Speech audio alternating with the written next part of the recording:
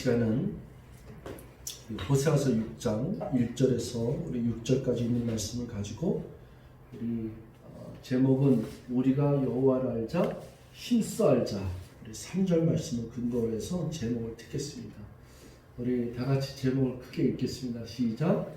우리가 여호와를 알자 힘써 알자. 여러분 구약 성경에 이 호세아서를 제가 이렇게 들고서 설교하는 것은 몇 번이 안 된 것 같습니다. 제가 한 두세 번 정도 기억이 나는데 우리 구약 성경에 보면은 역사서가 있고 시가서가 있고 그리고 호세아서부터 시작되는 또 소선지서가 있어요.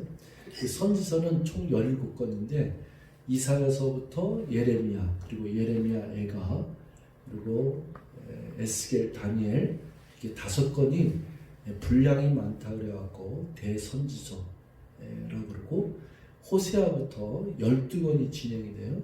그래서 호요 아오 요미나하 스악스말 앞에 부분만 읽었는데 12권이 분량이 작다 그래서 어떤 건 3장 어떤 건 2장 어떤 건 심지어는 오베아다 같은 그 성경은 한 장이에요. 그래서 이렇게 성경이 좀 작은 걸로 되어 있다라고 소선지서라고 하는데 호세아서는 비교적 장수가 많습니다. 14장이고 아모스는 9장 그리고 스가랴서는 또 14장 이렇게 장수들이 다 이제 차이들이 있는데 호세아서는 14장으로 되어 있습니다. 여러분들이 이제 호세아서에 쓰여진 그 배경의 그 연대나 이런 걸 좀 알 필요가 있는데 우리가 역사서에 보면은 항상 이스라엘 민족은 분열 왕국이 있었고 분열 왕국이 북쪽은 이스라엘이라고 남쪽은 유다 왕국이라고 여러분에게 여러 번 얘기했습니다. 그 북쪽 이스라엘 왕국이 그 멸망하던 때가 BC 721년 그리고 남쪽 유다 왕국이 멸망하던 때가 BC 587년 이렇게 이제 기록되어 있습니다. 그러면 이 선지서가 제가 아까 17권이라 그랬는데 그 선지자들이 예언자들이 이렇게 활동하던 시기와 또 활동한 무대 대상이 있는데 북쪽 북이스라엘도 멸망하는 거고 남쪽 유다도 멸망하는데 북쪽 이스라엘 멸망하던 때에 그때 활동하던 사람이 있었고 남쪽 유다 왕국이 멸망했을 때 활동하던 선지자가 있었지 않겠습니까? 남쪽 유다 왕국에서 활동하던 선지자들이 대부분이에요. 그래서 북쪽은 이 소위 말하면은 오늘 호세아하고 그리고 요나의 중심 인물이 이렇게 되어 있습니다. 남쪽 유다 왕국에 향해서 멸망할 때 백성들을 깨우치기 위해서 선지자들이 예언자들이 열심히 외치고 그랬는데 유명한 사람들이 이제 소위 말하면 이사야죠. 대표적인 인물이 예레미야. 근데 예레미야는 눈물의 선지자라고 그러지 않습니까? 실질적으로 자기가 예언을 하면서 예루살렘 성전이 불타는 것, 허물어지는 것, 성벽이 무너지는 것 이걸 다 목도한 사람이 누구냐면 예레미야예요. 그래서 예레미야는 남쪽 유다 왕국의 멸망을 예고하면서 선포한 선지자인데 어쨌거나 눈물의 선지자라고 얘기하는 것처럼 북쪽 이스라엘도 멸망할 시기에 활동했던 사람이 바로 이 호세아 선지자예요. 호세아 선지자는 북이스라엘 향한 눈물의 선지자라고 얘기를 합니다. 그래서 불붙는 사랑의 열정을 가지고 심지어는 자기가 하나님의 명령 따라서 음란한 아내하고 고멜과 결혼을 하면서 하나님은 이 샘플로서 이 백성이 이렇게 망해도 이렇게 폐역해도 이렇게 제멋대로 살아도 내가 이 백성을 아직까지도 사랑하고 회복시키고 이 백성을 내가 돌이키려고 하는 그런 목적성 있는 그 외침을 외치고 있는 선자가 이 호세아죠. 여러분 이스라엘의 왕들의 그 숫자가 19명이에요. 남쪽 왕국의 그 왕조는 20명이라고 그랬어요. 근데 이 호세아가 활동하던 시기가 어떻게 되냐면은 쉽게 생각하면은 북이스라엘도 13대 왕이 있는데 그게 여로보암이에요. 남쪽에 또 13대 왕이 누구냐면은 히스기야예요. 여러분들이 요거는 좀 기억하면 좋겠어요. 자, 시대적으로 보면은 이제 북쪽 이스라엘 멸망할 때하고 남쪽 남왕국이 이제 아직은 있지만은 히스기야 왕 시대 때, 또 북쪽은 여로보암 왕 시대 때, 그리고선 여로보암 13세서부터 20대까지 19대까지 가는 데는 금방 가요. 그래갖고 금방 멸망당해요. 근데 남쪽 그 히스기야서부터 그 마지막 왕인 시드기야까지 가는 데는 꽤 긴 역사가 그래도 더 진행되는데, 북이스라엘은 이 호세아 그 선자가 활동하던 시대 때 금방 이렇게 멸망하는 치닫는 것을 우리가 볼 수 있습니다. 혹시 여러분 성경 갖고 있으면은 1장 1절을 한번 보시면은 참고가 돼요. 우리 호세아서 1장 1절을 여러분 잠깐만 보시기 바랍니다. 호세아서 1장 1절에 여러분 시대적인 배경이 그 왕의 이야기가 나와요. 우리 찾으셨으면 같이 한번 있습니다. 시작. 우시아와 요담과 아하스와 히스기야가 이어 유다 왕이 된 시대, 곧 요아스의 아들 여로보암이 이스라엘 왕이 된 시대에 브엘리의 아들 호세아에게 임한 여호와의 말씀이라. 요 한 절에 다 압축되어 있어요. 그러니까 여러분 역사서는 구약 성경에는 이분이 꼭 나와요. 유다 왕국, 그 다음에 이스라엘 왕국. 유다 왕국에서는 우시아 다음에 요담이요, 요담 다음에 아하스고, 그 다음에 그 히스기야 이렇게 나오지 않습니까? 그 다음에 이제 이스라엘 왕으로는 이제 여로보암이 이스라엘 왕이 된 시대에 이렇게 되어 있습니다. 이때 하나님이 이 호세아 선지를 들어서 임한 여호와의 말씀이라 이렇게 되는 것이 전개되는데, 그러면서 이제 경고의 메시지는 이스라엘 백성들이 이제 패역하고 하나님을 떠나서 우상을 숭배하고, 그리고 음란하다는 건 뭐냐면은 영적 음란이죠. 실질적으로도 음란했던 게 뭐냐면 바알 신을 섬긴다는 게 음란이거든요. 그래서 아주 타락하고 음란한 이런 그 이방 나라들의 그 풍습을 쫓고 이방 나라의 그 습관들을 갖다가 자기들처럼 이렇게 그걸 받아들여서 행했던 아주 음란하고 더럽고 추악하고 영적으로 하나님을 배신하고 타락한 이 백성들을 향한 메시지예요.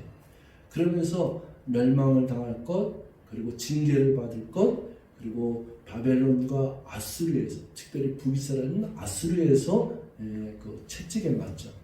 아수르에 의해서 끌림을 당하고 멸망을 당해서 예언하는 메시지들이 북왕국 이스라엘을 향한 메시지입니다. 그런 가운데 이 6장의 내용은 저와 여러분들에게는 커다란 희망과 소망을 주는 메시지예요.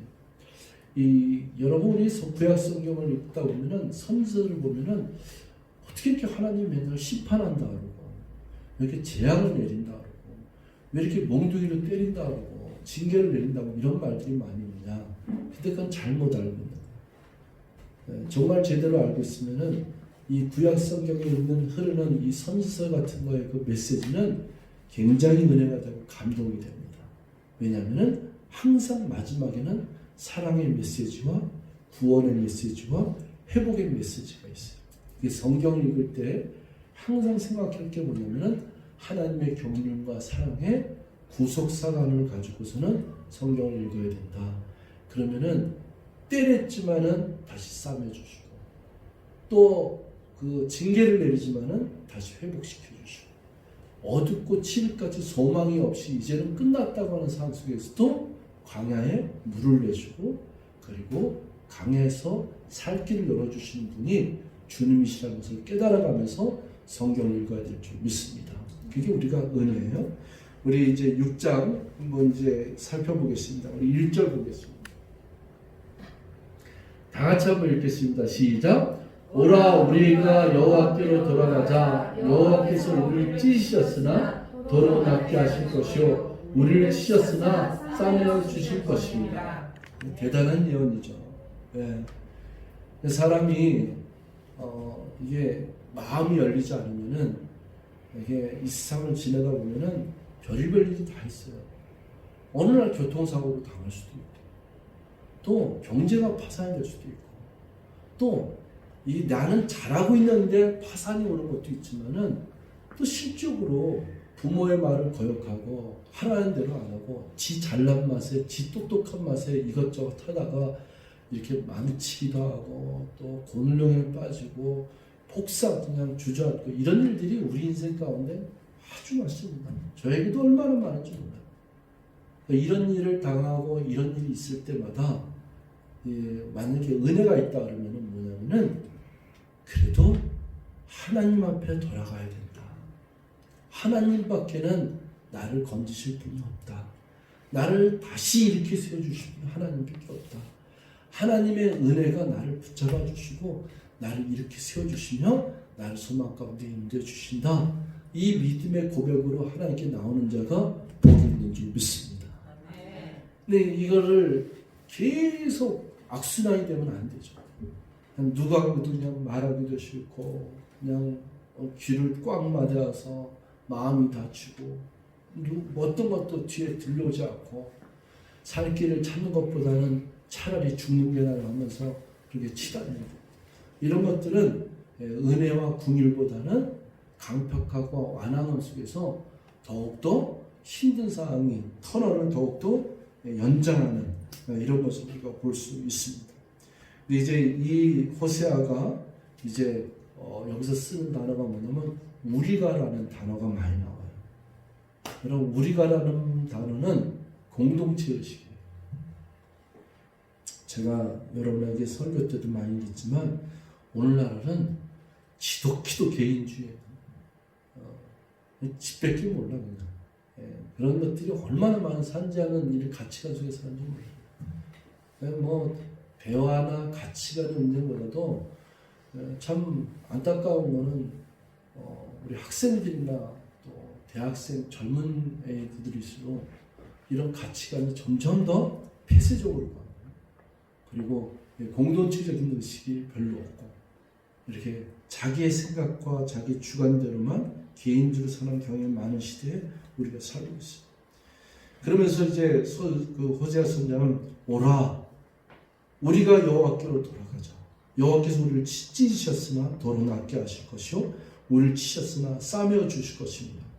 2절에 보면은 여호와께서 이틀 후에 우리를 살리시며 셋째 날에 우리를 일으키시니 우리가 그의 앞에서 살리라.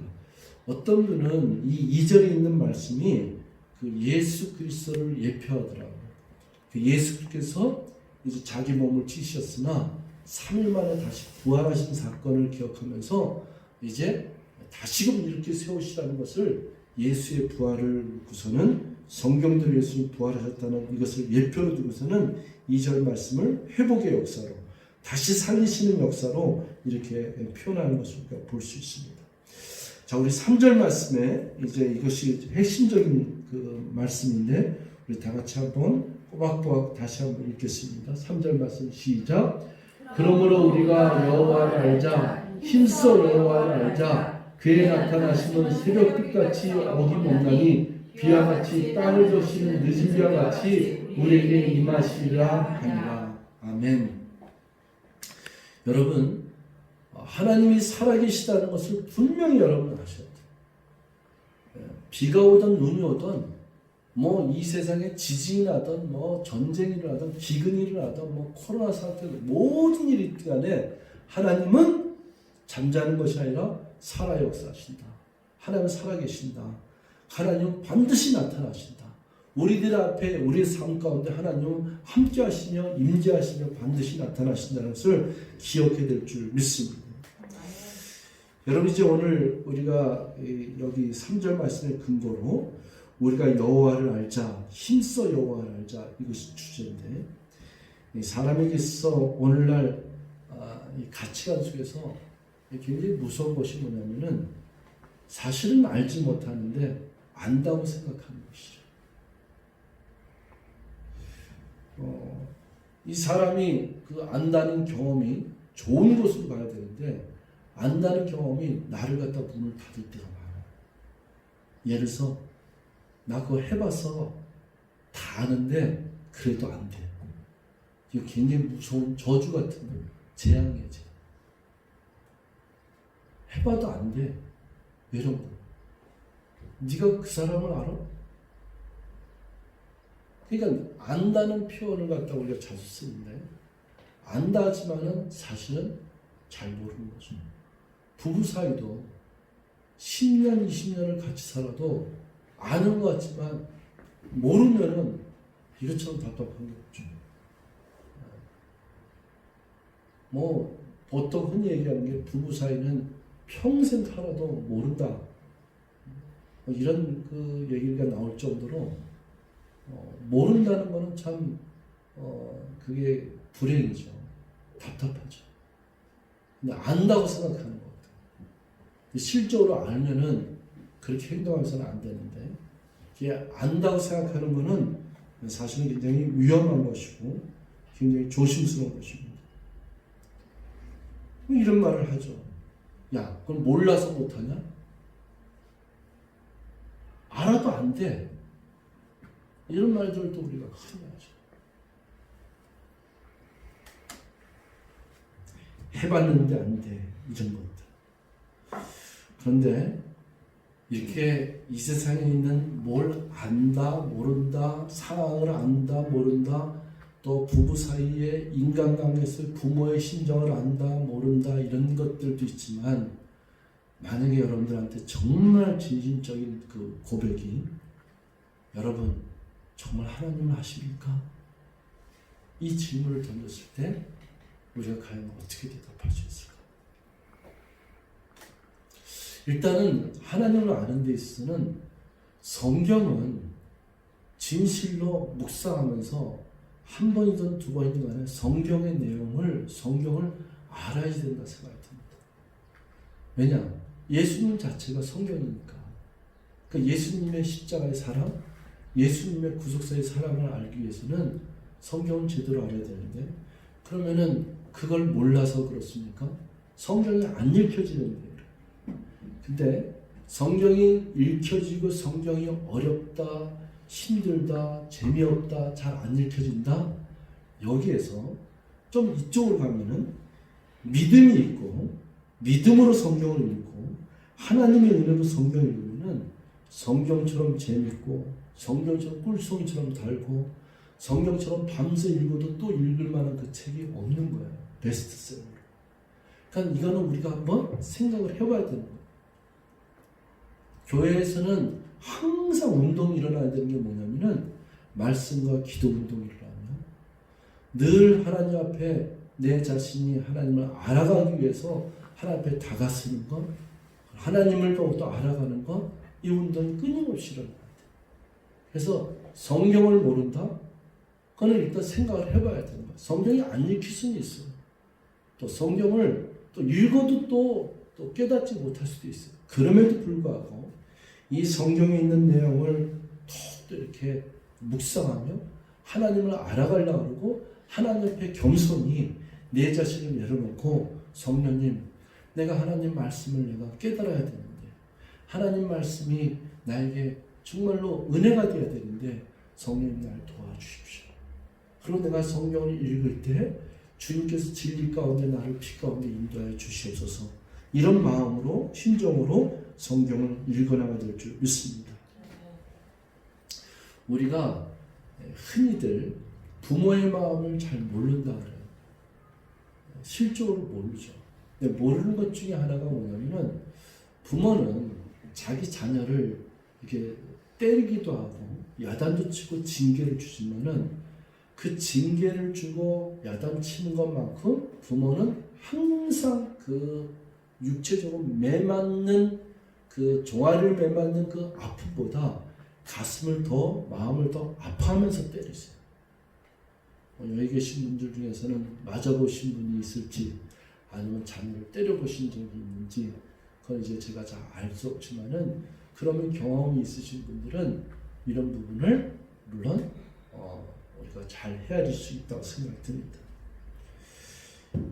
분명히 그 아버지는 매를 때리지만은 반드시 그 아픔 때문에 그 다음에는 이렇게 싸매주거나 아니면은 그것을 다시 이렇게 치료하려고 또 회복시키려고 노력하는 게 부모예요. 여러분 우리 도령원 탕자 이야기를 잘 알지 않습니까? 사실은 이 둘째 아들이 그 아버지를 떠나서 멀리 허랑방탕을 살았어요. 우리 흔히 생각하면은 이런 생각이 들죠. 이제 나는 내 멋대로 아버지 재산을 다 탕진하고 허랑방자 살았으니까 아버지한테 돌아가면은 맞아 죽을 거야. 아버지가 용서 안 할 거야. 너 돼지가 돼 터져.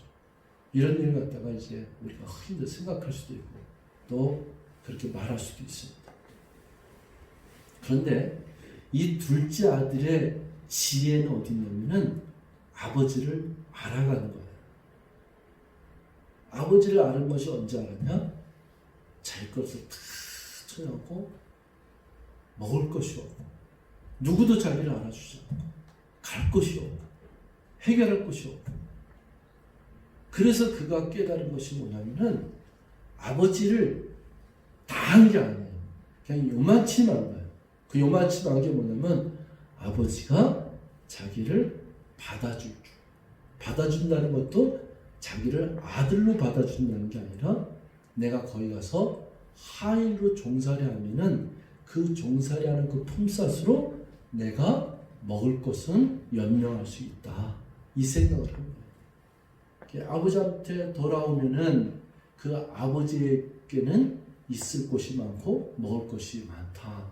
이 생각을 하면서 여러분 우리 간단하게 얘기하면은 부모와 자식 간의 관계 속에서 자식이 무슨 공부에 빠지고 어려움이 있고 힘든 상황 속에서 그래도 그 아버지한테 가서 얘기를 하고 의논하고 상담을 해야지 만약에 다른 집에 있는 아버지하고 다른 집에 있는 어떤 사람한테 간다 그러면은 해결점이 해결되질 않아요.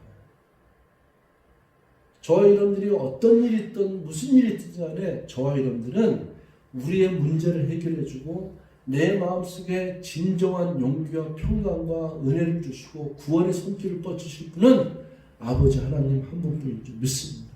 그 여호와께로 돌아가야 돼요. 하나님께 돌아가야 돼요. 하나님께 돌아가는 순간 조금씩 알아가는 거예요. 그 알아가는 그 진정한 그 맛이 있길래 우리들의 인생은 훨씬 더 이전보다는 풍요롭고 그리고 지혜롭고 그리고 현명한 판단을 내릴 수 있습니다. 여러분 그 4절 말씀에 보면은 에브라함아 내가 내게 어떻게 하라 유다야 내가 내게 어떻게 하라 너희의 인애가 아침 구름기나 쉬 없으시는 이슬 같도다. 그러니까 이 하나님의 호세아 선지자를 통해서 얘기하는 거 보면 내가 너를 어떻게 해줬으면 좋겠냐 이거예요. 내가 너를 어떻게 다뤘으면 좋겠냐. 너 때려도 안 되고 또 야단쳐도 안 되고 어떻게 하면 좋겠냐. 어떤 그 도시에 한 청년이 있었어요. 그 청년이 항상 하는 일이 교도소를 왔다 갔다 하는 거예요. 부모나 그 가족이나 친구들은 하는 일이 뭐냐면은 맨날 경찰서에 불려와갖고 거기 가고서는 끄집어내는 일밖에 없어요. 그러니까 이 끄집어내면서 그냥 속이 불타고 그냥 답답하고 뭘 해도 안 되는 거예요. 다시는 안 하겠다고 얘기하고 또 야단치고 별짓을 다 해도 그게 안 돼요.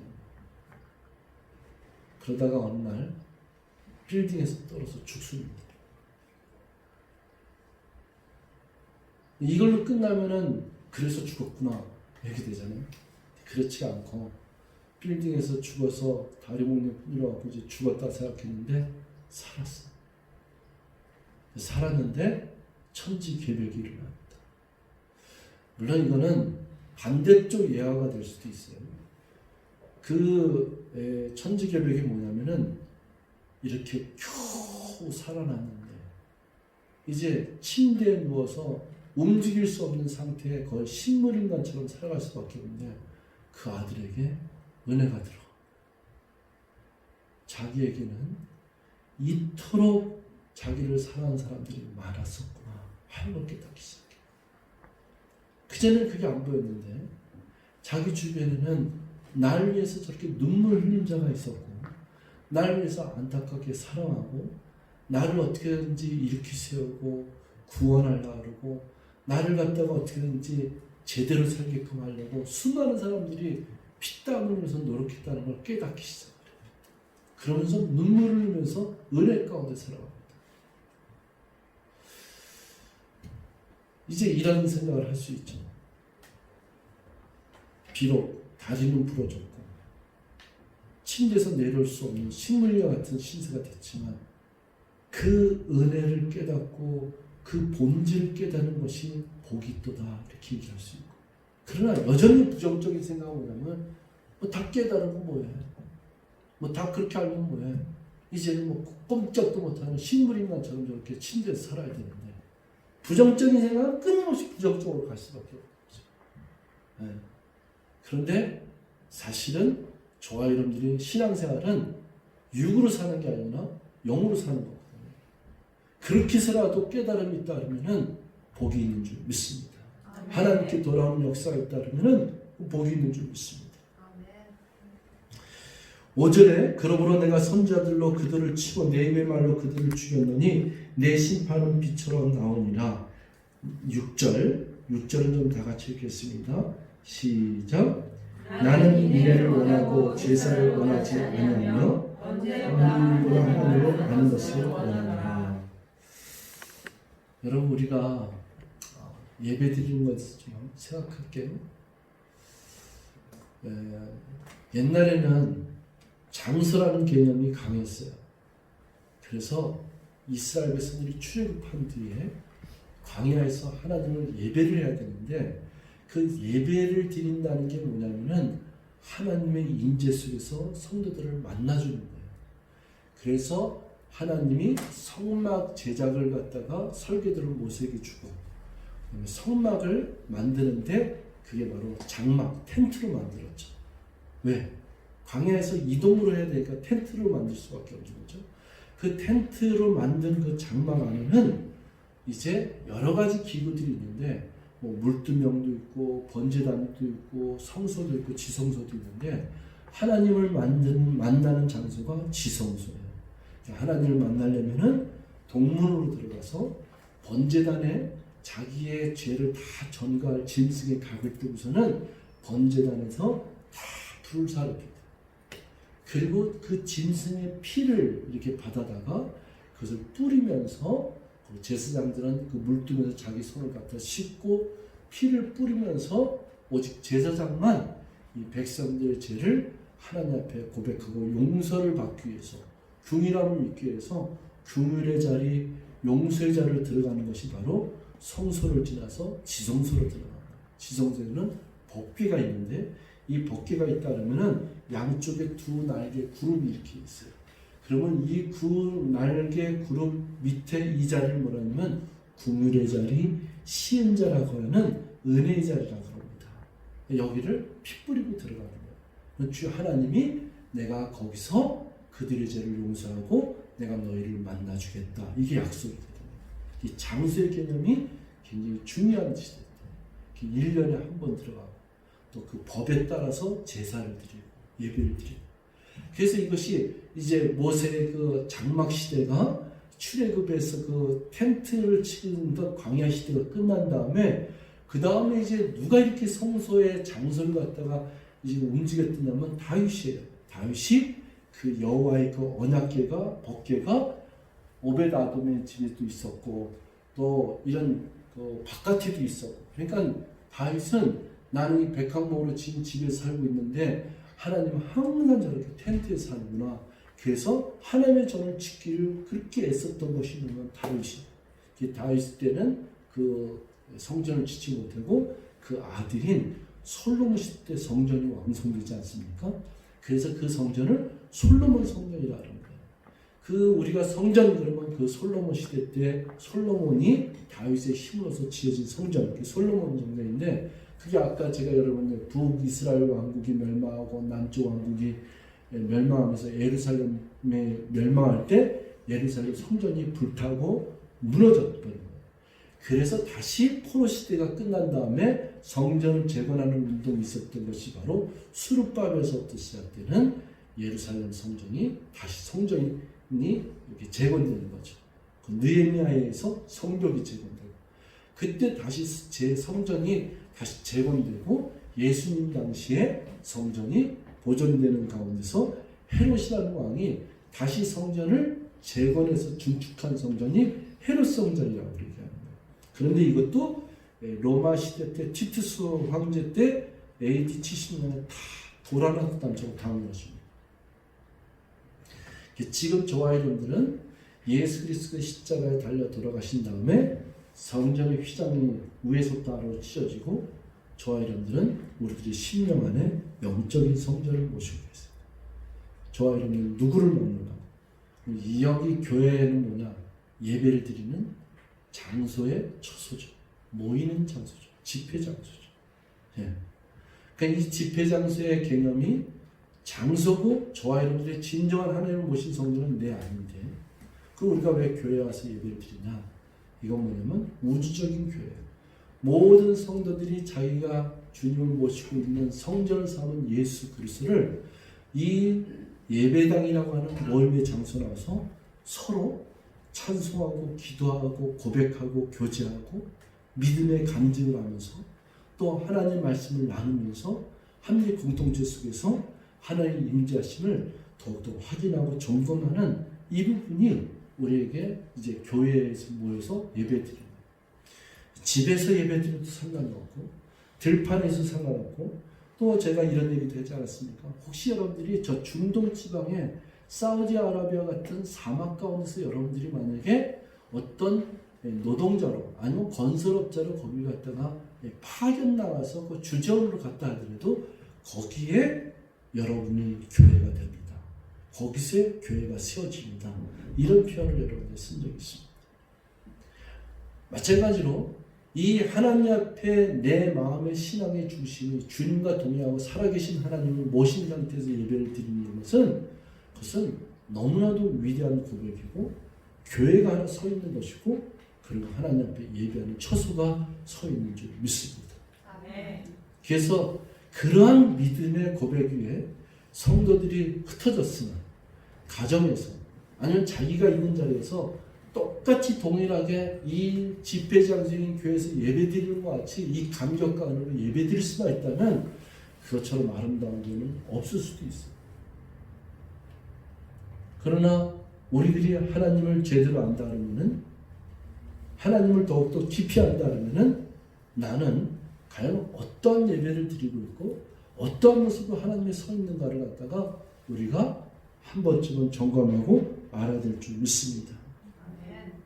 그래서 6절에 이 제사라고 하는 예배의 어떤 형식의 이 부분이 아니라 내가 하나님 앞에 돌아가는 마음, 하나님을 알아가려고 힘써 노력하는 마음, 하나님을 알기 위해서 내 스스로가 더욱더 노력하며 하나님 말씀을 내가 더욱더 배우며 그리고 그 말씀 따라 살려가는 그런 몸부림, 노력 어느 곳에 있든지 상관없습니다. 집에 있으나 직장에 있으나 하나님이 지금도 나와 함께 하시고 살아 역사하고 내 눈앞에 지금 내 심령 안에 있다는 것을 내가 고백하면서 그분과 동행하는 그 역사가 일어나는 현장 이것이 예배의 본질이고 이것이 삶의 현장 속에서 주님과 동행하는 역사인 줄 믿습니다. 아멘. 사랑하는 성도 여러분, 여러분들의 신앙생활 가운데 형식과 그리고 세상에 흘러가는 습관과 방향성이 아니라 사나 죽으나 비가 오나 눈이 오나 광야에서나 솔로몬 시대 때나 예수 그리스도의 신약 시대 때나 오늘날 정말로 단 한 치도 앞을 내다볼 수가 없는 이런 시대 속에서 살고 있는 저와 여러분들이 변함없는 하나님의 사랑과 변함없는 하나님의 역사하심과 하나님의 인도하심의 살아계시는 이것을 우리가 체험하고 우리가 경험하며 고백할 수 있다면 하나님을 알아가는 그 분에 있어서는 더욱더 힘써 알아가고 그리고 그 알아감에 있어서 하나님을 더욱더 경험하고 그 안에서 진정한 영적인 승리가 저와 여러분들이 서 있는 곳에 우리가 가 있는 곳에 분명히 있을 줄 믿습니다.